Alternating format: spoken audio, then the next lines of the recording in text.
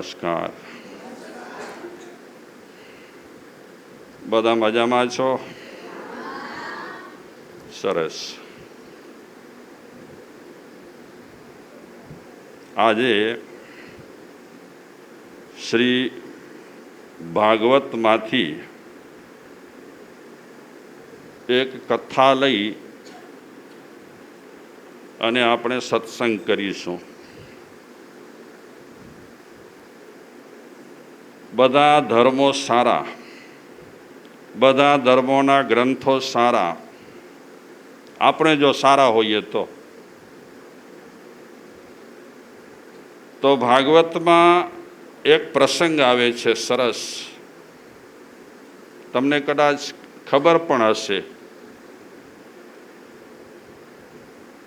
અજામિલ કરીને બ્રાહ્મણ હતો.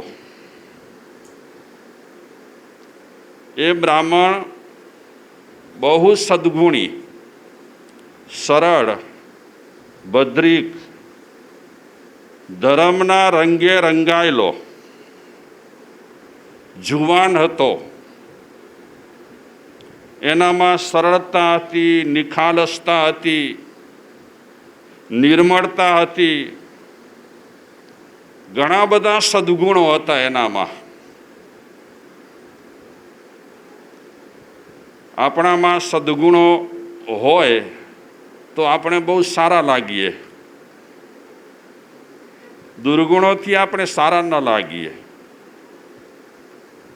ભગવાન સદ્ગુણોથી છલોછલ ભરેલા હોય. એમને ત્યાં દુર્ગુણોને જગ્યા જ ન હોય, એટલા છલોછલ સદ્ગુણો ભર્યા હોય. અને જેનામાં છલોછલ સદ્ગુણો ભર્યા હોય એ વ્યક્તિ એટલો સુંદર લાગે, એટલો સુંદર લાગે. તો ભગવાન કહે છે કે તમે પણ સદ્ગુણી બનો. કોઈ પણ માણસ એવો નબળો નથી કે મહેનત કરે તો સદ્ગુણી ન બની શકે. દરેક માણસમાં પરમાત્માએ શક્તિ આપી છે, મહેનત કરવી પડે.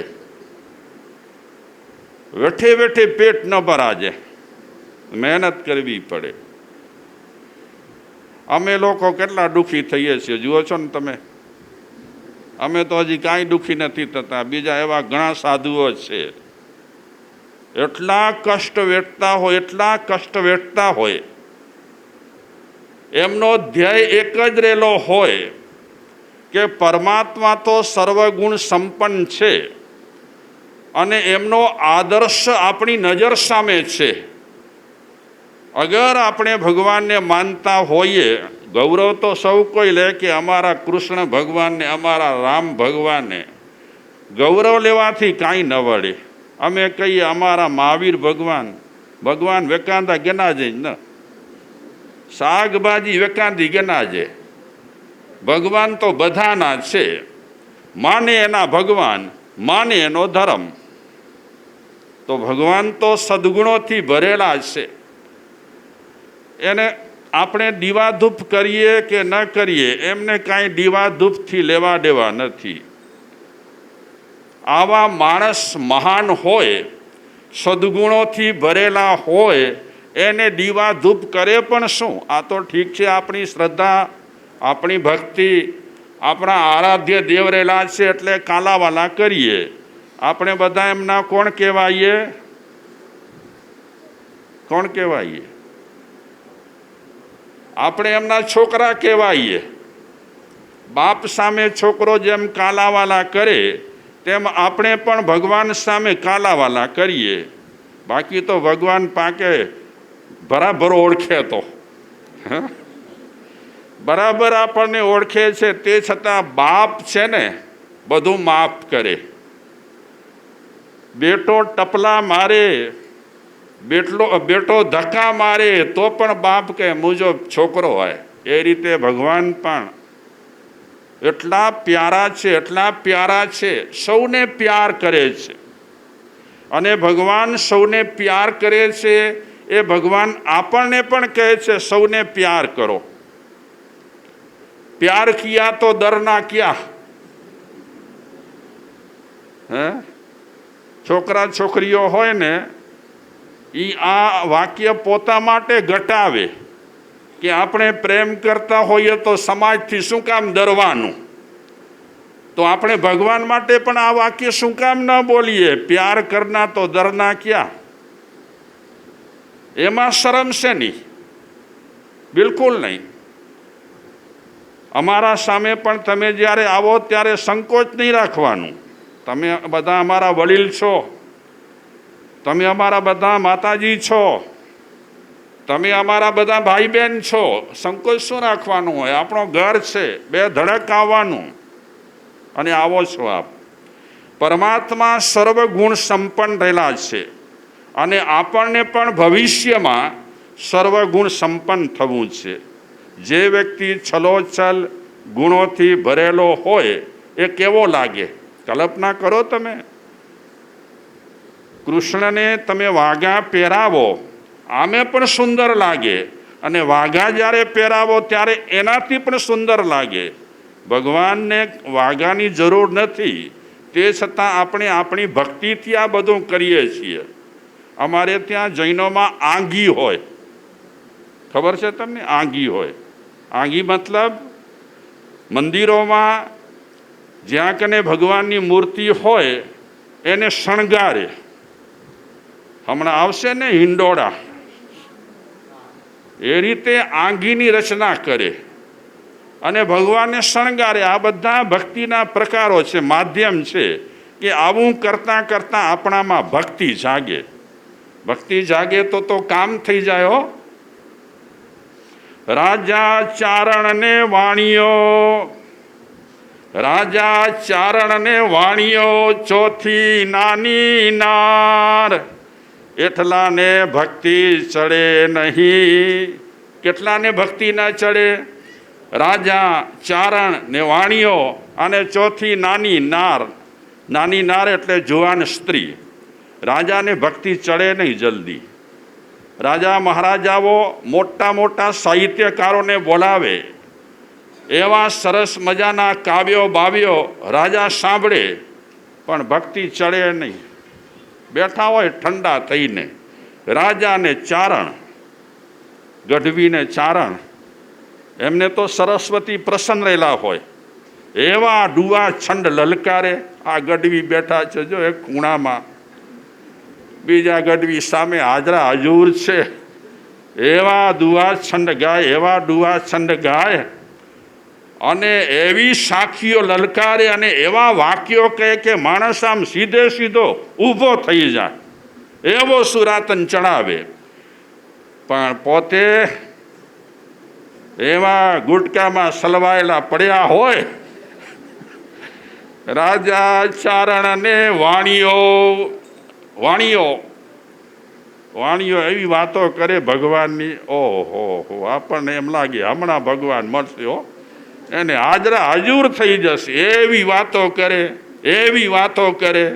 રાજા ચારણ ને વાણીઓ અને ચોથી નાની નાર। જુવાન છોકરીઓ ભેગી થાય, વાતો શેની કરે?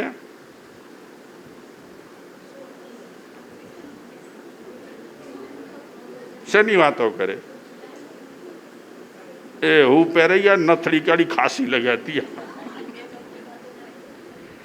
જુવાન સ્ત્રીઓની વાતો તો જુવાન સ્ત્રીઓ પ્રમાણે હોય અને બુઢા લોકોની વાતો એમના પ્રમાણે હોય, વય પ્રમાણે। રાજા ચારણ ને વાણીઓ અને ચોથી નાની નાર, એટલાને ભક્તિ ચડે નહીં અને ચડે તો બેડો પાર। અને જો ભક્તિ ચડી જાય, આ ચારને રાજાઓને ભક્તિ ચડી ગઈ। કેવી ભક્તિ ચડી? મોટા મોટા રાજાઓને, ચક્રવર્તીઓને ભક્તિ ચડી ગઈ। રાજપાટ છોડી દીધા। 6 ખંડના અધિપતિ હતા, એને તણખલાની જેમ અને કચરાની જેમ ફેંકી દીધા। ભક્તિ ચડી ગઈ। રાજા ચારણ, ચારણ સમાજમાં ઘણા ઘણા એકદમ તેજસ્વી પાક્યા છે।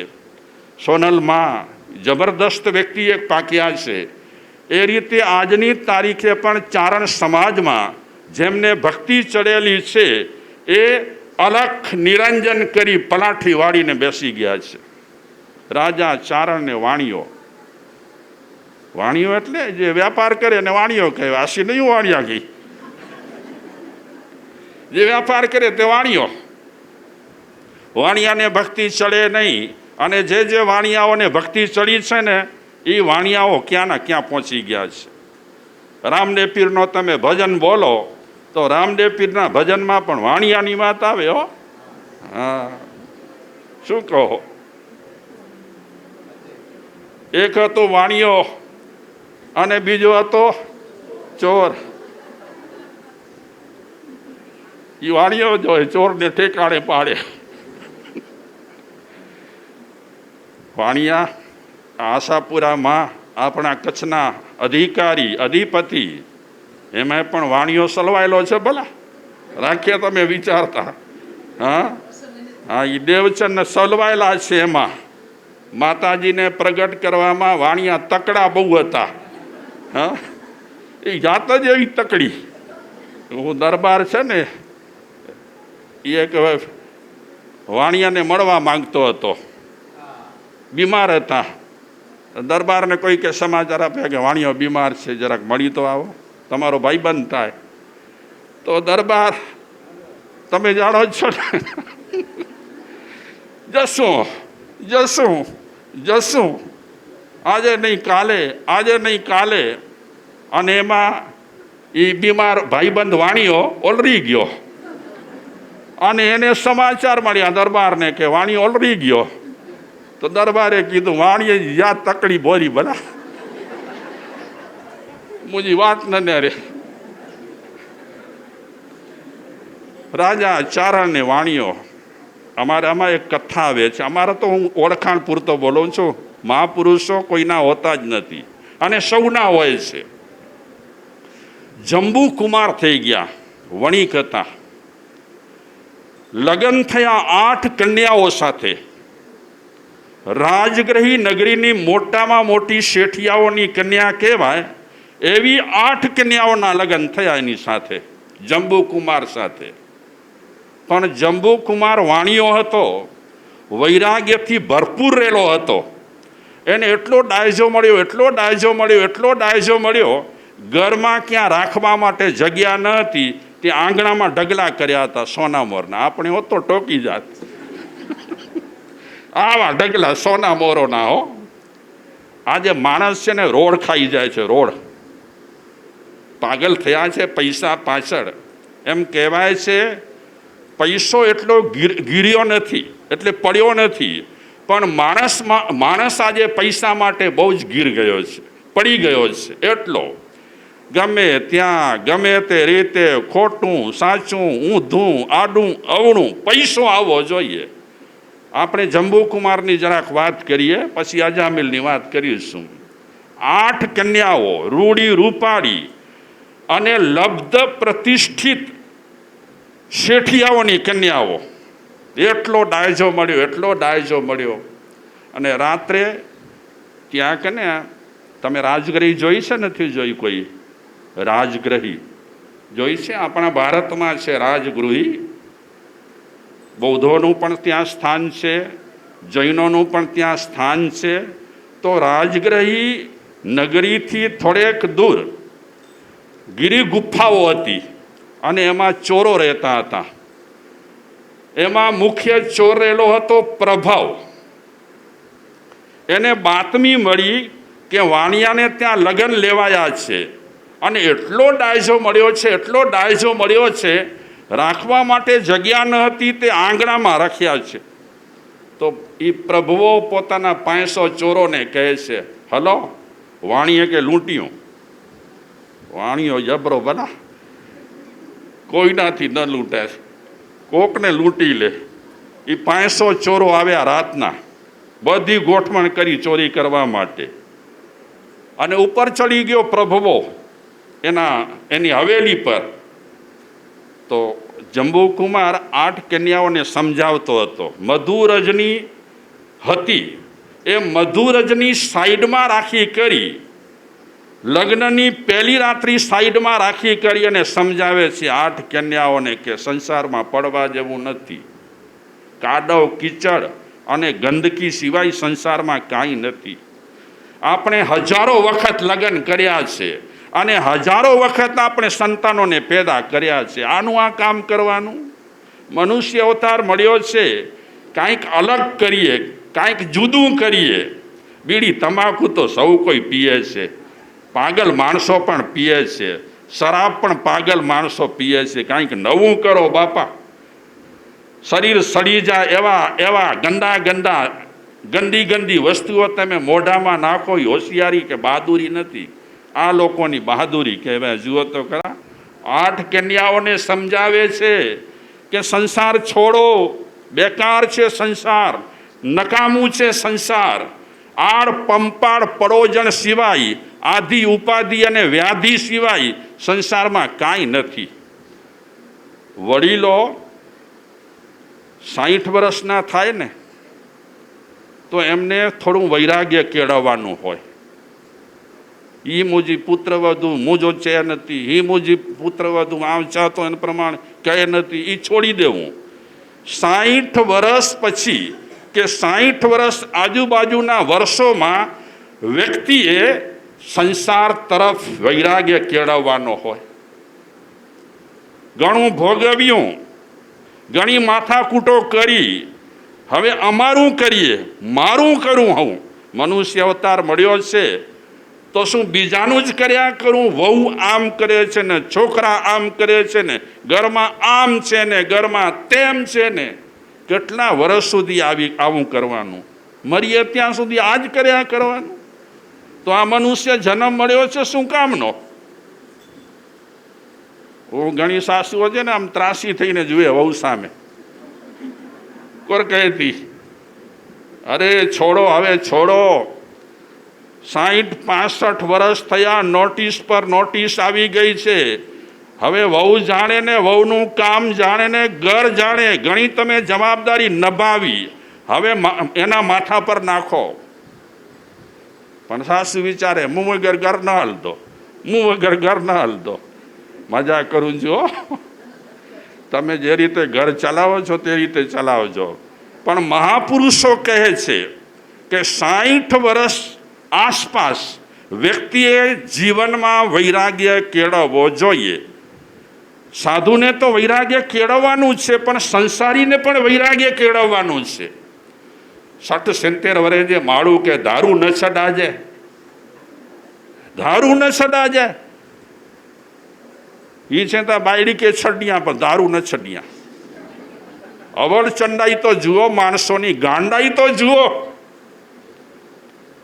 જેની સાથે સંબંધ બાંધ્યા, જેની વાસે ગ્રહવાસ ભોગવ્યો, એને છોડવા માટે તૈયાર છે અને ધૂળ જેવી ચીજો છોડવા માટે તૈયાર નથી. બોલ, છતાં માણસ મૂછાળો, મૂછ પર લીંબુ ટીંગાતા હોય, એ કેમ આમાં સુરાતન વાપરતો નથી? સુરાતન તો આવી ચીજોમાં વાપરવાનું. આ જંબુ કુમાર 8 કન્યાઓને કહે છે છોડો, આ ગંદકી છે. કઈક ભવોમાં આપણે પડ્યા, આમાં સંતાનો પેદા કર્યા, હવે કંઈક નવું કરીએ. અને એ 8 કન્યાઓ રાતના 12-1 વાગે વૈરાગ્ય પામી ગઈ. રાતના હો, દિવસના નહીં. રાતના નિર્ણય કર્યો કે દીક્ષા લઈ લેવી, સાધ્વી બની જવું. અને એ 8 કન્યાઓ સવારના પોરમાં પોતપોતાના પિતા પાસે ગઈ, મા પાસે ગઈ અને વાત કરી કે અમારે બધું છોડવું છે. આમ તો જંબુકુમાર જ્યારે શાદી નક્કી કરતા હતા ને ત્યારે જ ખુલાસો કર્યો હતો કે શાદીની રાત્રિ પસાર થશે અને બીજા દિવસે સવારના પોરમાં હું સાધુ બનવાનું છું. તમારે લગ્ન કરવા હોય તો કરવો, નહીં તો તમારી મરજી. મારી આ શરત છે, મારો આ સંકલ્પ છે. અને તે છતાં પણ 8 કન્યાઓ એની સાથે લગ્ન કર્યા હતા. એણે શું વિચાર્યું હતું કે લગ્ન થઈ જશે ને પછી આપણે લાલવા ટાલવા એવા કરીશું ને, લાલવા ટાલવા સમજો ને, હા, એવા કરીશું ને, લાલવા ટાલવા એટલો પ્યાર આપીશું ને, એ પ્યારમાં ભલભલા જો પલળી જતા હોય તો એ જંબુકુમાર કેમ ન પલળે? પણ જંબુકુમાર આ 8 કન્યાઓને પલાળી નાખી. દીક્ષા નક્કી. એ 8 કન્યાઓ ઘરે જઈને વાત કરી કે અમારે દીક્ષા લેવી છે. તો 8 કન્યાના માતા પિતા વિચારે છે કે આ નવજુવાન જેના લગ્ન ગઈકાલે જ થયા છે, એ જો આ પંથ લેવા માંગતી હોય તો અમે હવે આ કાદવ કીચડમાંથી બહાર નીકળીએ, અમને ન ખપે. 8 કન્યાઓના માતા પિતા તૈયાર થયા. કેટલા થયા દીક્ષા લેવા માટે? કેમ 16? 32 કેમ? આવું ઘણી વખત અહીંયા 8 કન્યાઓ, 8 કન્યાના માતા પિતા. અરે નવાઈની વાત એ છે કે પ્રભવ આવ્યો હતો રાતના ચોરી કરવા માટે અને એણે ચર્ચા સાંભળી આ લોકોની, નવજુવાનોની ચર્ચા સાંભળી. અને ચર્ચા સાંભળ્યા પછી એ ચોરે નક્કી કર્યું કે આપણને પણ આ જ પંથ લેવો. ચોરી ચપાટીઓ તો કંઈક કરી, ઊંધું સૂધું કંઈક કર્યું, ખરેખર સર્વશ્રેષ્ઠ પંથ તો આ છે. એટલે કેટલા ચોર ખબર હે? 500 ચોરો. એક ચોરોનો નિયમ, સારા માણસો છે ને સંગઠિત નથી, પણ જોજો તમે જે નશો કરતા હશે ને એ સંગઠિત બહુ હશે. સારા માણસોમાં સંગઠન નથી, લડ્યા કરે, ઝઘડ્યા કરે, એક બાજુ, બીજું બીજી બાજુ, ત્રીજો ત્રીજી બાજુ. અમે ઓરિસ્સામાં હતા અને રાતના એક હાઈટ પર ડુંગર પર રોકાયા હતા. ત્યાં અજગર પણ અવારનવાર નીકળતો હોય, તો ગંજેરી આવ્યા ત્યાં. તો આરતી બારતી બધા ગંજેરીઓ કરી ગાંજો પીને. પછી એક ભાઈ આવ્યા અમને મળવા માટે. એમણે કીધું મારા સાહેબ સારા માણસોમાં સંગઠન હોવું જોઈએ, પણ આજની તારીખે સારા માણસોમાં સંગઠન નથી, પણ આ ગંજેરીઓ 4 વાગે આ મંદિર પાસે ભેગા થવું એટલે 4 વાગે ભેગા થવું જ. અને સારા માણસોને આપણે કહીએ 5 વાગે અચી વંજા ભલા, 6 વાગ્યા 7 વાગ્યા હજી ના આવ્યો વેન બો. આવા લોકો સંગઠિત છે. આજે જે આ ફેલાવો થાય છે ને ખરાબ ચીજોનો, એમાં આપણી નિષ્ક્રિયતા રહેલી છે. આ નિષ્ક્રિયતાને કારણે આવા લોકો સક્રિય બની રહ્યા છે. ખેર આજે આપણે શું વિચારીએ, કેર ખડમે પહોંધો, ધણી જાણે ધણી જો કમ જાણે, આવી રીતે માણસ છોડી દે છે. કોઈ માણસ જવાબદારી લેવા માટે તૈયાર નથી, આગેવાની લેવા માટે તૈયાર નથી. હા, રોટલો તૈયાર થઈ જાય એટલે સ્ટેજ પર બધા લોકો બેસવા માટે તૈયાર થાય. ਅਸੀਂ વડાયું આગેવાનયું, ઠીક છે. કેટલા જણા તૈયાર થયા દીક્ષા માટે? 8 ને 8 16, 16 ને 8 24. ઠીક છે, ભલે તમે કહો છો એટલે. પછી 24 ને 500, 524. પછી તો બીજા જરા તો તૈયાર થાય ને. તમને પણ મન થાય કે ન થાય આટલા જણા દીક્ષા લેવા માંગતા હોય તો? હા, ન થાય? આ છોકરો બહુ કઠોર લાગે છે. મારા મને હાથ માથું હલાવશે કે હા થાય. આટલા જણા દીક્ષિત થવા માટે તૈયાર થયા છે. પૈસાની ખામી નથી, ભોગવિલાસની ખામી નથી, હવેલીઓ રાજમહેલ જેવી છે. તે છતાં પણ અરે જંબુકુમારના માતા પિતા દીક્ષા લેવા માટે તૈયાર થયા. ફટ, મારો દીકરો જુવાન 8 કન્યાઓ સાથે લગ્ન કરેલા હોય અને એ દીક્ષા લેવા માટે પ્રસ્થાન કરતો હોય અને અમે સંસારમાં બેઠા હોઈએ, છી, મા બાપ કહેવાય આને. એ તૈયાર થઈ ગયા છે. પછી થોડો તો બીજો એ સર્કલ તૈયાર થાય ને. હા, જંબુકુમારનો પણ ફ્રેન્ડ સર્કલ તો હશે ને. તમે વિચારો, જ્યારે દીક્ષા લેતા હોય ને ત્યારે દીક્ષાનો જુલુસ નીકળે. રાજગીરી નગરીમાં એક ઐતિહાસિક જુલુસ નીકળેલ કે આટલા જણા દીક્ષા લેવા માટે તૈયાર થયા છે. જે વ્યક્તિ રાજગૃહની આજુબાજુમાં ખળભળાટ એટલા મચાવ્યા હતા, રાજગ્રહી નગરીની જનતાને, આસપાસની જનતાને હચમચાવી નાખનાર અને જેના માથા સાટે ઇનામ જાહેર થયો હતો એ વ્યક્તિ પણ દીક્ષા લેવા માટે તૈયાર થયો. કેવો હશે ઇતિહાસ ઉજળો. અને આ બધા લોકો સોબત સોબત અને સોબત. સોબત સારી હોય તો માણસ ઉપર ઉઠે, સોબત સારી ન હોય તો માણસ નીચે પછડાય. તો આપણે વાત કરીએ છીએ કોની? અજામિલની. બહુ જ સદગુણી, બહુ જ સારો. એક દિવસે એના પિતાજીએ કીધું કે બેટા જંગલમાં જા, મારે હોમ હવન કરવો છે, યજ્ઞ યાગાદી માટે મને સમિત જોઈશે, અમુક ચીજો જોઈશે જે જંગલમાં મળશે. તું જા ઝડપથી અને આ બધી ચીજો લઈ આવ.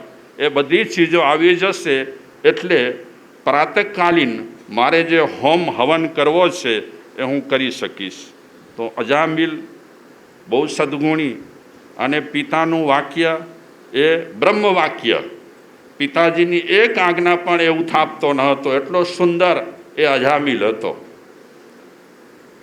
યજ્ઞની ચીજ વસ્તુઓ લેવા માટે પિતાના આદેશથી એ જંગલમાં જાય છે. ઝડપથી બધું કામ કરે છે. સમિધ લેવા હતા, બીજું ત્રીજું જે જંગલમાં મળતું હોય લેવું હતું, બધું લીધું.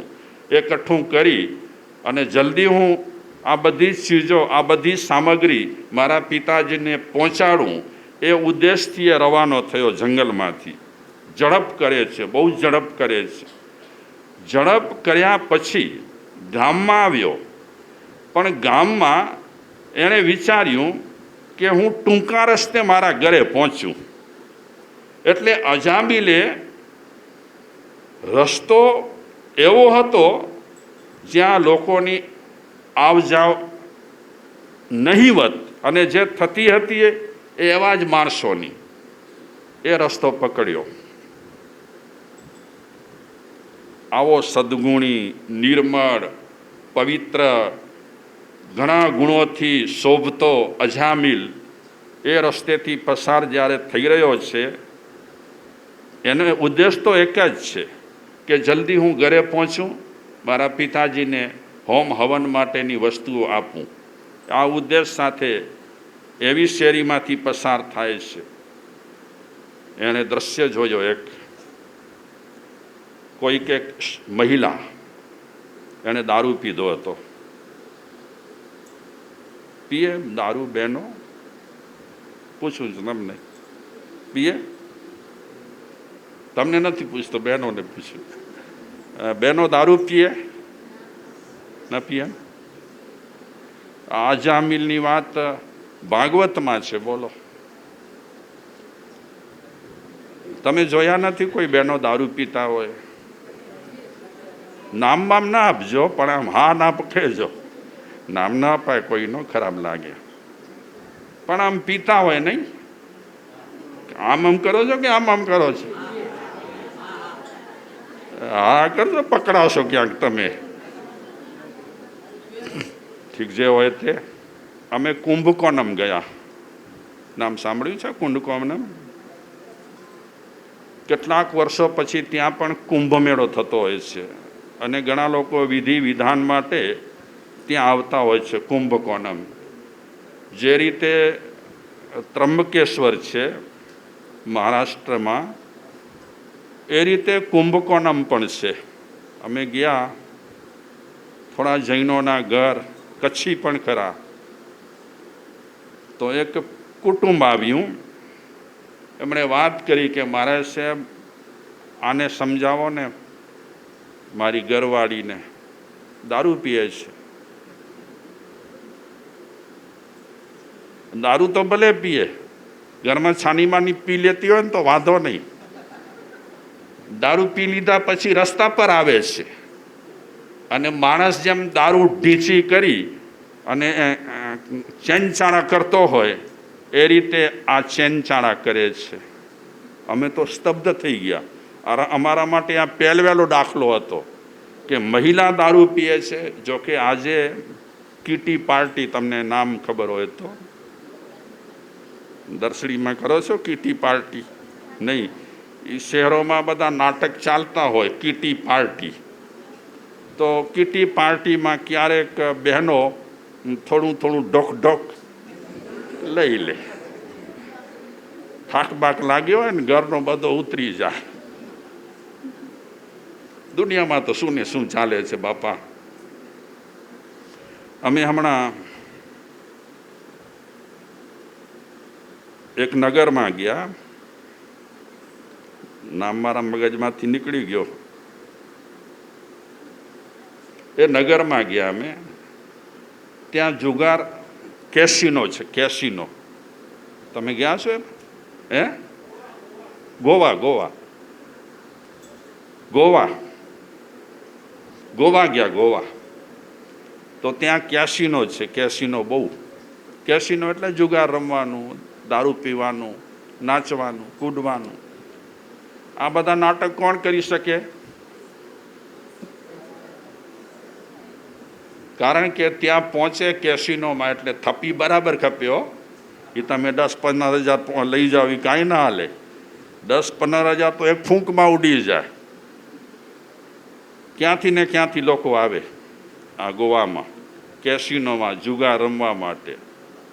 આપણા કચ્છના પણ ઘણા લોકો કેસિનોમાં ગયા પછી પૈસાથી સાવ ધોવાઈ ગયા છે. ઘણા દાખલા છે. દોડધાણી થઈ ગઈ, ઘર પાયમાલ થઈ ગયું. આવું બધું દુનિયામાં ચાલે છે. આનાથી બચવું બહુ અઘરું છે. આજે સમૂહમાં આપઘાત થઈ રહ્યા છે. આ બધી ચીજો ખાઈ પી અને માણસ સમૂહમાં આપઘાત કરે છે. અને આવા આપઘાતના રસ્તેથી કોણ બચાવી શકે? બહુ મુશ્કેલ છે કામ, કઠિન કામ છે બહુ જ. અમારી પાસે 25 જણા આવે છે, તેમાં 1-2 જણા કોઈ વ્યસન ન કરતા હોય તો ભાગ્યશાળી. બાકી જેટલા આવે બધાના મોઢામાં કાંઈ ને કાંઈ ભર્યું પડ્યું હોય. બદામ ભરેલી હોય ને તો હજી સારું.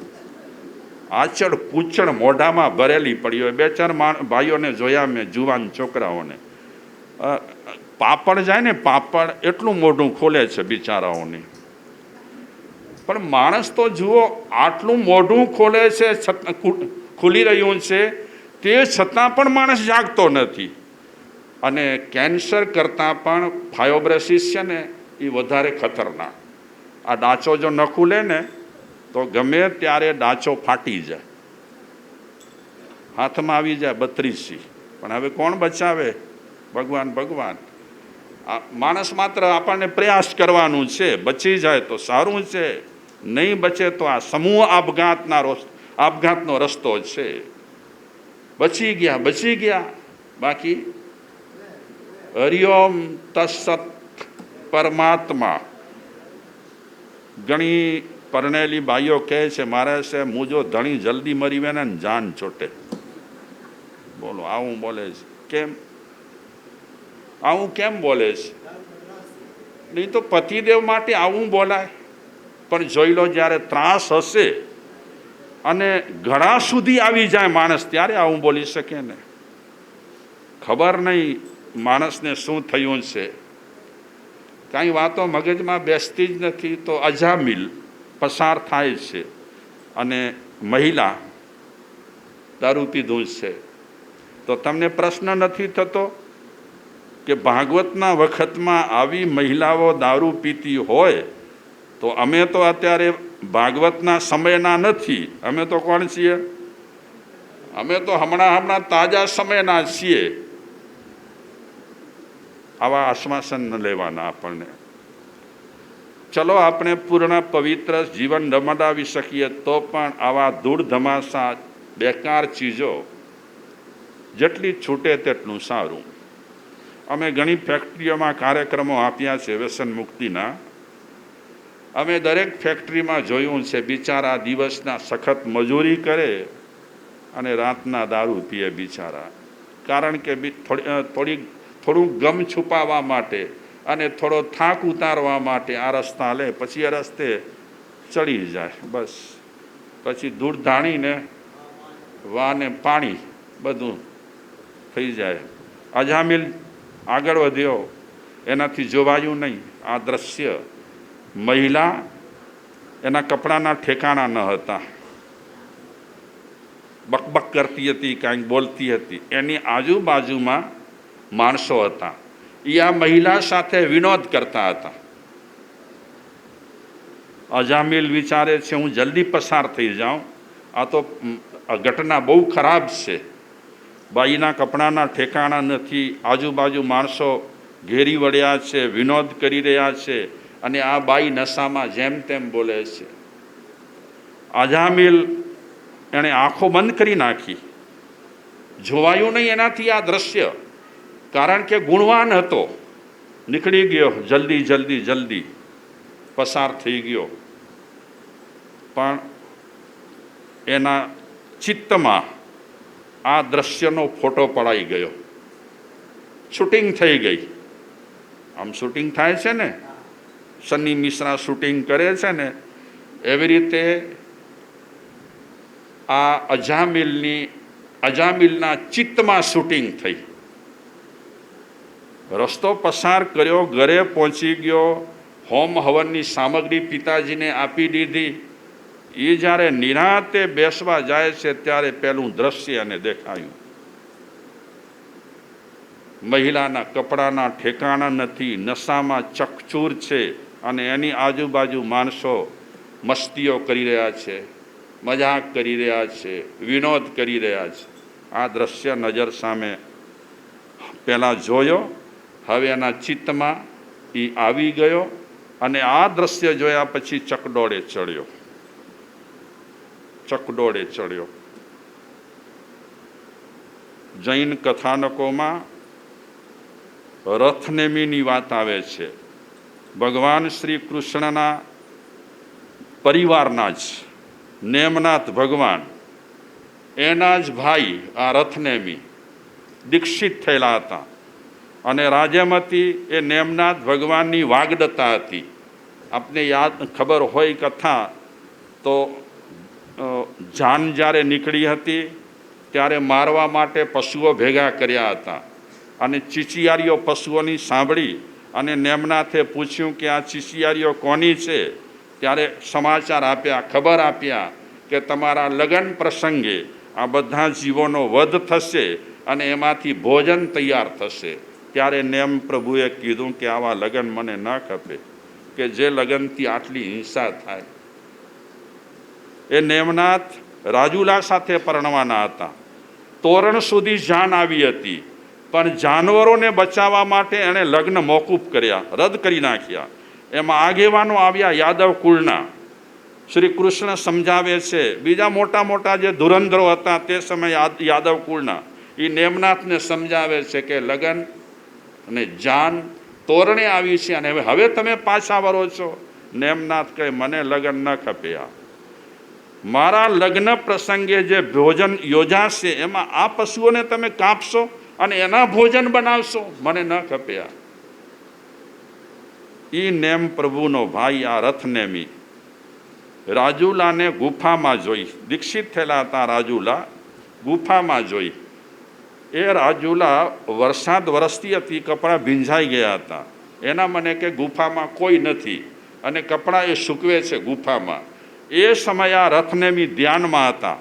એની નજર પડી રાજ્યમતી પર, ખડબડી ઉઠ્યા.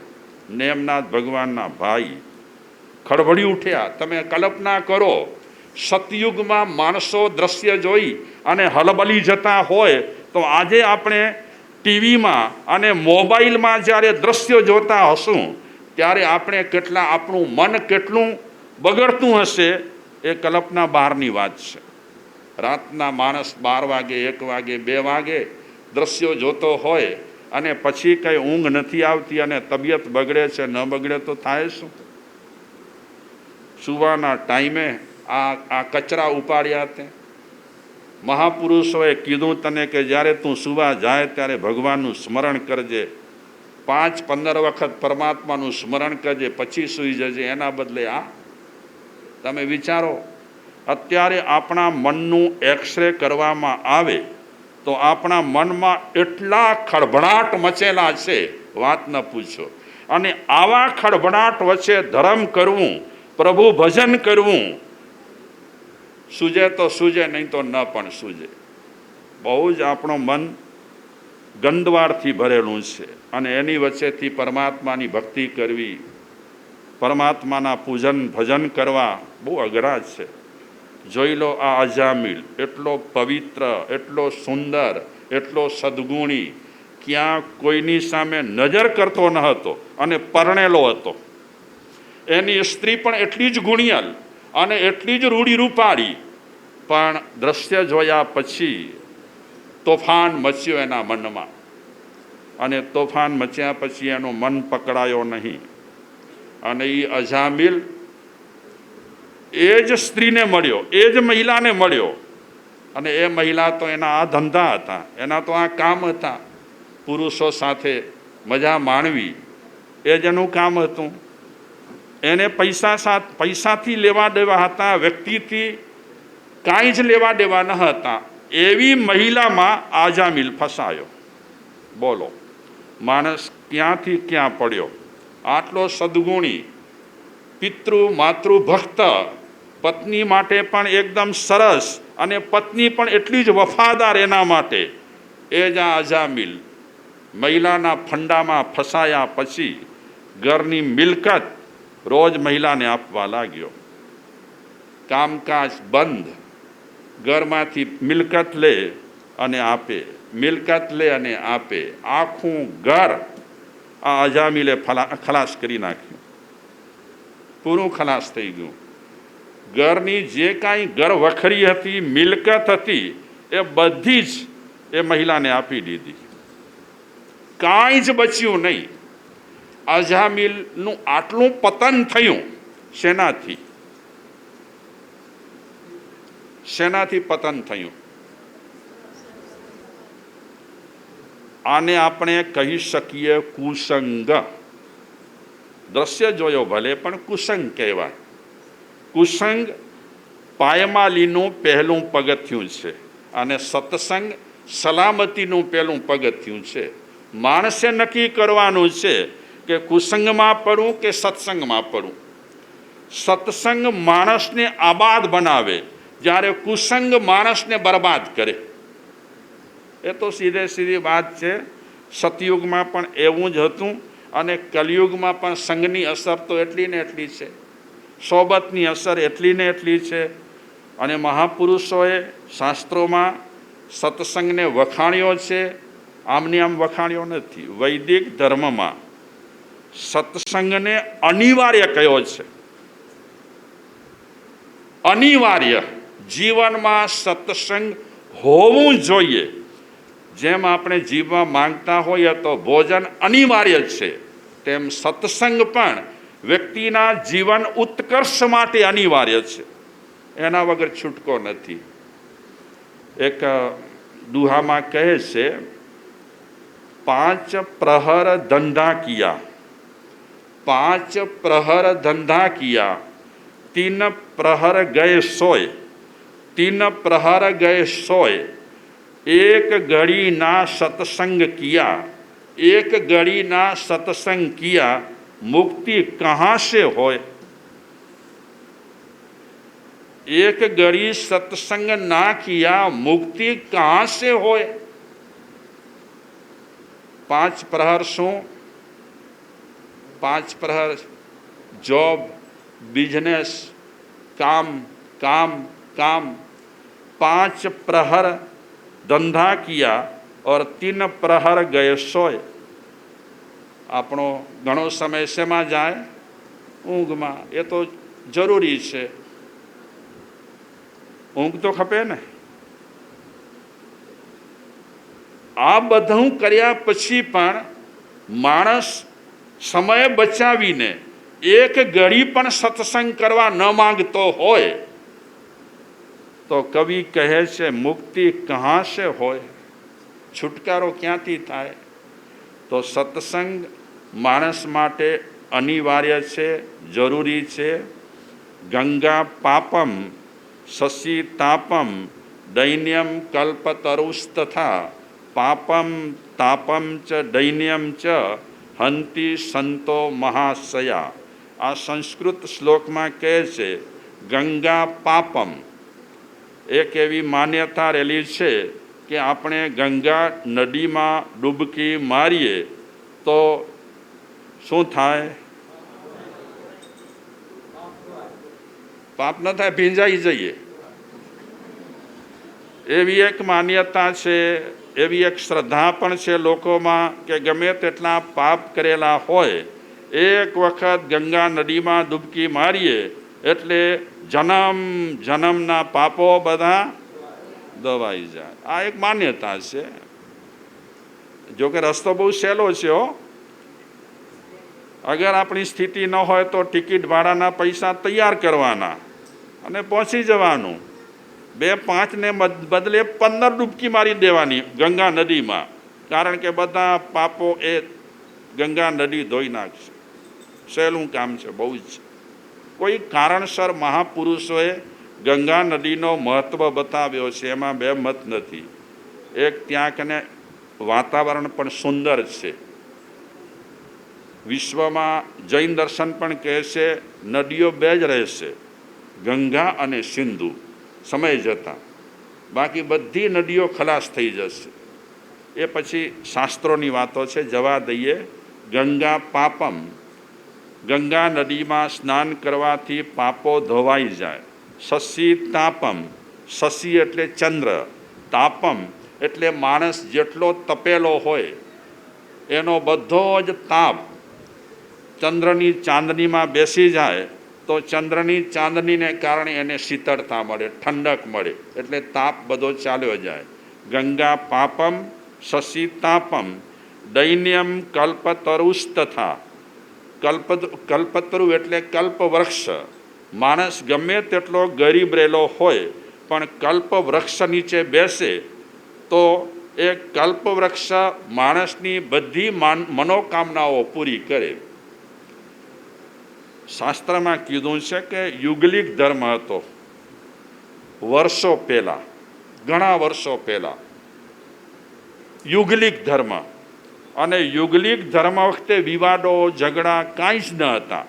કલ્પવૃક્ષ હોય, એમને જે ખપે તે કલ્પવૃક્ષ નીચે બેસે અને ઈચ્છા કરે કે મને જલેબી ગાંઠિયા ખપે છે તો એ કલ્પવૃક્ષ મારફતે જલેબી ગાંઠિયા તરત જ ગરમા ગરમ આવી જાય. એ વિચારે કે મારે રસગુલ્લા ખપે છે, રસમલાઈ ખપે છે, મને રાજભોગ ખપે છે, મને કલકત્તાના રસગુલ્લા ખપે છે, એ કલ્પવૃક્ષ નીચે આવી ઈચ્છા કરે તો તરત જ એ કલ્પવૃક્ષ એને એ ચીજો આપી દે. માણસ જુગલિક, ઘરેણાં માંગે તો એ કલ્પવૃક્ષ ઘરેણાં આપે, કપડાં માંગે તો કપડાં આપે, જે માંગે તે આપે. વર્ષો પછી એ કલ્પવૃક્ષની જે સરસાઈ હતી, સરસાઈને તમે શું કહો?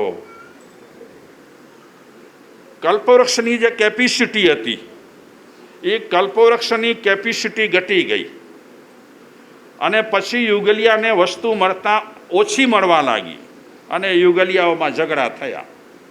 જ્યાં સુધી વસ્તુની છતો હોય ને ત્યાં સુધી ઝઘડા ન થાય, અછત થાય એટલે ઝઘડા થાય. તો આદિનાથ ભગવાનના વખતમાં વ્યક્તિમાં ક્રોધ શરૂ થયો, ગુસ્સો, ઝઘડો. પણ ત્યારે એટલો વ્યાપ ન હતો ઝઘડાનો. પછી ધીમે ધીમે ધીમે વર્ષો નીકળ્યા. હવે આપણા સૌનામાં ક્રોધનો વ્યાપ બહુ જ વધી ગયો છે. નાની નાની ચીજોમાં ધમધમાટ કરીએ, નાની નાની ચીજોમાં પગ પછાડીએ, નાની નાની ચીજો માટે યદવા તદવા કરી નાખીએ. એટલે હવે ગુસ્સો માણસને નાકની દાંડીએ છે. નાના બચ્ચા રહેલા હોય કે 80-90 વર્ષના માજી રહેલા હોય, જરાક હાનિ ના થઈ એટલે ગુસ્સો. હું કહેવા એ માગું છું કે કલ્પવૃક્ષ બધું પૂરું પાડતા હતા. એ કલ્પવૃક્ષ નીચે બેસવાથી દિનતા ટળે. ગંગા પાપમ શશી તાપમ દૈન્યમ કલ્પતરુસ્તથા પાપમ તાપમ ચ દૈન્યમ ચ હંતિ સંતો મહાશયા. પાપ, તાપ અને દિનતા, આ ત્રણેય ચીજો એક સાથે ટળે છે. શેનાથી ટળે છે? કોની સાથે રહેવાથી ટળે છે? એ આ શ્લોકમાં કહે છે. એવા સત્પુરુષો, એવા મહાપુરુષો એમની સંગાથમાં રહીએ, અગર તો એમણે જે તે ઉપદેશો આપેલા હોય એ ઉપદેશોનું આપણે પરિશીલન કરીએ તો એનાથી પાપ પણ નાશ પામે, તાપ પણ નાશ પામે અને આપણી દીનતા પણ ટળી જાય. એટલી તાકાત રહેલી છે મહાસંતોના સંસર્ગની. એટલે આ કલિયુગમાં આપણને બધાને સત્સંગની તો જરૂર પડશે. સત્સંગ આબાદ બનાવશે, કુસંગ માણસને બરબાદ કરશે. આ અજામિલને બરબાદી થઈ હોય તો મુખ્યત્વે દ્રશ્ય, કારણ કે કુસંગ એક પ્રકારનો હોતો નથી, શ્રાવ્ય, દ્રશ્ય એવા અલગ અલગ પ્રકારો હોય છે. એમાં એણે દ્રશ્ય જોયું કુસંગ. આ દ્રશ્ય જોયા પછી અજામિલની પડતી થઈ. પછી એની ગાડી પાટે ન ચડી તે ન જ ચડી. આવો સદગુણી ભગવત પ્રેમી માણસ કુસંગને કારણે એની હાલત આવી થઈ. મેં પહેલાં વચ્ચે કીધું હતું કે પહેલાંના જમાનામાં શું કે આજના જમાનામાં શું, અમુક ઉંમર થાય એટલે વ્યક્તિ ફ્રેન્ડ સર્કલ તૈયાર કરે. આજના સમયમાં ફ્રેન્ડ સર્કલ છોકરાઓ વધારે તૈયાર કરે છે અને લગભગ એ પોતાનો સમય ફ્રેન્ડ સર્કલમાં પસાર કરવા માંગતા હોય, કારણ કે માતા પિતાની કચકચ એમને ગમતી ન હોય. એટલે ફ્રેન્ડ સર્કલનો સહારો લઈ કરી અને આજના સંતાનો પોતાનો સમય એકદમ સુંદર રીતે પસાર કરવા માંગતા હોય.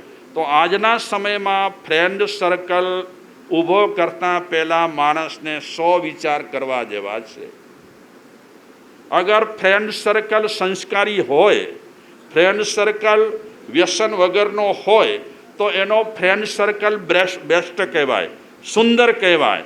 અગર ફ્રેન્ડ સર્કલમાં વ્યસનો હોય તો ગમે ત્યારે એના સહવાસમાં આવ્યા પછી માણસ એમાં ડૂબ્યા વગર રહેતો નથી. એટલે વિચારકો એમ કહે છે કે વ્યસન કરતાં પહેલાં તમે વ્યસનીને છોડજો. તમે શરાબ છોડ્યો, તમે ગુટકા છોડ્યા, પણ વ્યસનીને નથી છોડ્યા તો એ વ્યસની હજી પણ તમને ગમે ત્યારે રવાડે ચડાવી શકે છે. અમારી પાસે એવા હજારો દાખલો છે કે એક વખત અમારી પાસે આવી કરી અને વ્યસન છોડ્યા, પણ પછીથી ફ્રેન્ડ સર્કલને કારણે પાછા એ વ્યસનમાં ગરક થઈ ગયા. તો આજે આપણે થોડી ઘણી વાતો આ બધી કરી. લબાડ મિત્રોથી માણસે દૂર રહેવું જોઈએ. લબાડ મિત્રોથી આપણને કોઈને પર નફરત નથી કરવી, પ્રેમ બધાને કરવાનું છે, પણ લબાડ મિત્રોથી હંમેશા દૂર રહેવા જેવું છે. હા, હાય હલો કરો, એની સાથે જય શ્રી કૃષ્ણ, જય માતાજી કહો, હસો, વાંધો નહીં. પણ એ લબાડ મિત્રનો વધારે ટાઈમ તમે સહવાસ કરશો તો એ ગમે ત્યારે તમને ફસાવશે. આજે ઘણા લોકો છે ને ગુટકાનો પડીકો ખોલે. બહેનો તો ખાતા જ નથી ગુટકા. ખાય બહેનો ગુટકા? ખાય? પણ પ્રાય હું વાત કરું છું કે ગુટકાનો પડીકો મોઢાથી તોડે, એક્શન ખરેખર માણસના જોવા જેવા હોય. જ્યારે પડીકો તોડે ને ત્યારે પછી ઘણા લોકો આમ હલાવે. હવે આ એક નવી સિસ્ટમ નીકળી છે. એક આમ વાળો છે ને પછી એક આમ વાળો છે. આમ કરે પછી ખોલે જાદુ, અને જેટલા દોસ્તો બેઠેલા હોય એની સામે ધરે. ઓ ના પાડે સામેવાળો કે મને ન ખપે. અરે જરા તો લે, જરા તો લે. આમ જરા જરા જરા જરા કરતાં ઘણા લોકો અમને કહેતા હોય મારા સાહેબ પહેલાં હું લેતો ન હતો, પણ મારી સાથે નોકરી કરતો હતો ને એણે થોડું થોડું મને આપ્યું એટલે પાછું ચાલુ થઈ ગયું. આ બધી ચીજો એવી છે. એટલે ફ્રેન્ડ સર્કલ કરતાં માણસે 17 વિચાર કરવાના રહે છે. હું કુસંગની પણ થોડી થોડી વાતો કરીશ, કારણ કે સત્સંગ જેમ પ્રભાવશાળી છે સત્સંગ જેમ સુંદર છે તેમ કુસંગ ખતરનાક પણ છે. ભલ ભલાની ગાડી ઉથલ્યા વગર રહેતી નથી. મહાપુરુષો કેટલા આપણા પર ઉપકારો કરેલા છે અપરંપાર. આપણી જિંદગી સારી બને, આપણો મનુષ્ય જન્મ સફળ થાય એના માટે કેવી કેવી સરસ મજાની વાતો આપણને કરી છે. તો આપણે બધા આ સત્સંગની વાતોમાં થોડા રસ દાખવીએ છીએ, સારું છે. આજે પૂજ્ય ગુરુદેવ શ્રી ધીરલાલજી સ્વામીની પુણ્યતિથિ છે. 2084માં પહેલું ચોમાસું જૈન સાધુઓનું દર્શડીમાં થયેલું અને એ સમયે જૂનું સ્થાનક નળિયાવાળું, જૂનાઓ જે છે એમને યાદ હશે. તો 2084માં 1984માં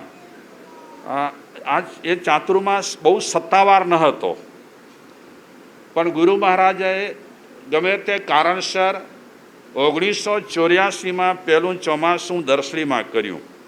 આ જૈનોના ઇતિહાસમાં દર્શડીમાં પહેલું ચોમાસું હતું.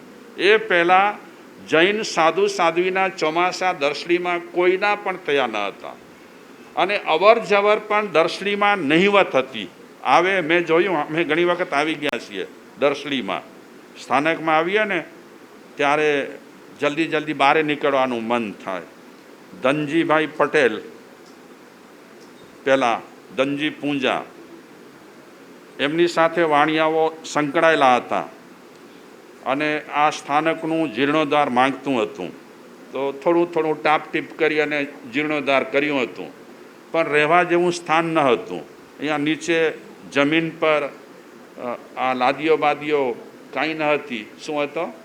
કોઈએ જોયું હોય તો માટીનું લીંપણ હતું અને બધું આમ ખેર વિખેર જેવું હતું. પહેલું ચોમાસું જ્યારે થયું ત્યારે આ નળિયાવાળું સ્થાનક હતું અને નીચે પણ આપ જુઓ છો તે રીતે આવું ન હતું. તો એ સમયમાં ગુરુ મહારાજ જ્યારે ચોમાસું કર્યું હતું ત્યારે પ્રવચનો ચાલતા હતા. રસિકભાઈ, પછી શાંતાબેન, પછી રંભાબેન, પછી અમારા માતાજી, કારણ કે પૂનમભાઈએ ચોમાસું કરાવ્યું હતું 84નું. તો પૂનમભાઈની 4 દીકરીઓ હતી અપરિણિત, બધો લાભ લેતી હતી. અજીત તે સમયે 7 વર્ષનો હતો, હું ચોંટિયા ભરાયો હતો એને, કારણ કે પહેલેથી ઊંઘણસી તો છે જ. તો એ આવે કથા અહીંયા બારે વાંચતા બેસતા, કથા કરતા 5, 10, 15 જણા હોય. તો તે સમયે એટલો કાંઈ હતો નહીં, પણ ગુરુ મહારાજાએ હિંમત કરી અને એ સમયે આમરજી બાપુ હતા. હા, આમરજી બાપુ અહીંયા આવતા લાકડી લઈને. પછી પરિચય થયો ચોમાસામાં આશાજી બાપુનો. જૈનો લક્ષ્મીચંદભાઈ, ઘણાના નામ મને પણ યાદ નથી, ભૂલી ગયો છું, પણ એ ગુરુ મહારાજાએ પાયો નાખ્યો છે અહીંયા દર્શડીમાં. બહુ જ ઓછા સાધનોથી ચોમાસું તે સમયમાં થયેલું. પૂનમચંદભાઈ પણ ભાડાના મકાનમાં રહેતા તે સમય. તો ત્યાં પણ તે સમયમાં મહેમાનોની અવર જવર બહુ ઓછી. હવે 2 દાયકા કે 4 દાયકા નીકળ્યા પછી સાધુ સંતો પાસે મહેમાનોની અવર જવર બહુ હોય. એટલે એ પછી 2005માં મારું એકલાનું ચાતુર્માસ થયું. ગુરુ કૃપાથી ગુરુદેવે પાયો નાખ્યો આ દર્શડીમાં. આજે એમની જ્યારે પુણ્યતિથિ રહેલી છે ત્યારે એમની પુણ્યતિથિ પ્રસંગે આપણે સૌ સાથે મળી કરી એમને ભાવાંજલિ આપીએ. લગભગ 31મી એમની પુણ્યતિથિ રહેલી છે. તો ભાવાંજલિ સાથે એ ગુરુ મહારાજના આશીર્વાદ તો છે જ. અહીંયા દર્શડીનો દરવાજો ખોલનાર એ ગુરુ મહારાજ છે, તો એ ઉપકારી કહેવાય. નહીં તો દર્શડી વિશે અમને ખબર ન હતી અને ક્યારેક અમે ભૂખે પણ મરતા હતા અહીંયા. હા, ખરી વાત કહું છું. હવે તમને થોડી ભલામણ કરીશ કે સાધુ સંતોની અવર જવર થાય અને તમારી સ્થિતિ સારી હોય તો ભિક્ષા લેવા માટે ક્યારેક ક્યારેક લઈ જજો કોઈ આવે તો. હા, ગરમ પાણીની પૂછા કરવાની, કોઈ પણ આવે, મોહપતિવાળા આવે, મોહપતિ વગરના આવે, ગમે તે આવે, આપ સૌ ગ્રામવાસીઓ જરૂરથી સાધુ સંતોની ભક્તિ કરજો, બધાની કરજો. જે તે મહાત્મા આવે એમની પણ ભક્તિ કરવાની. તો ગુરુ મહારાજને આજની એમની પુણ્યતિથિ નિમિત્તે આપણે સ્મરણ કરીએ, યાદ કરીએ. એમનો આત્મા જ્યાં હોય ત્યાં પરમાત્મા એમના આત્માને શાંતિ મળે. ઓમ શાંતિ શાંતિ શાંતિ.